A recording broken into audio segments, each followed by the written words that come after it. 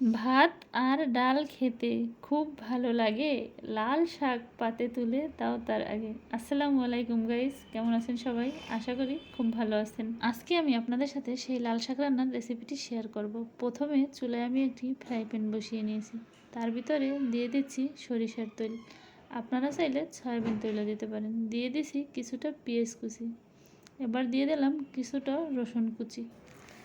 পেঁয়াজ রসুনটাকে এখন আমি ভালোভাবে নেড়ে চেড়ে ভেজে নেব, যতক্ষণ পর্যন্ত ব্রাউন কালার হয়ে না আসে।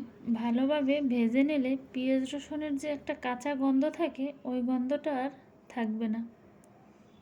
এখন আমি দিয়ে নেব কিছুটা কাঁচামরিচ, আর কাঁচামরিচটা আপনারা আপনাদের ইচ্ছা অনুযায়ী দিয়ে নেবেন। যে যতটা ঝাল পছন্দ করেন ঠিক ওভাবে দিয়ে নেবেন। এখন আমি দিয়ে দিচ্ছি সামান্য একটু লবণ।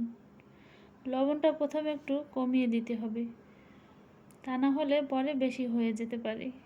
আগের থেকেই আমি শাকটা কুচি করে রেখেছি, এখন অল্প অল্প করে শাকটা দিয়ে দেব।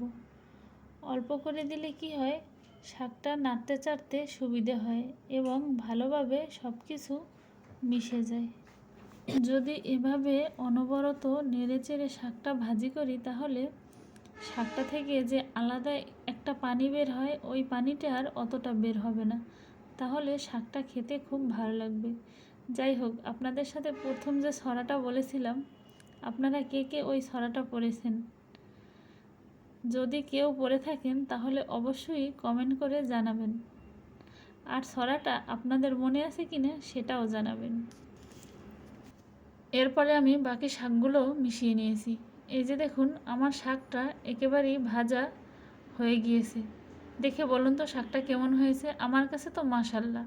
ভালো লাগলে অবশ্যই কমেন্টে জানাবেন। ভালো থাকবেন সবাই। আল্লাহ হাফেজ।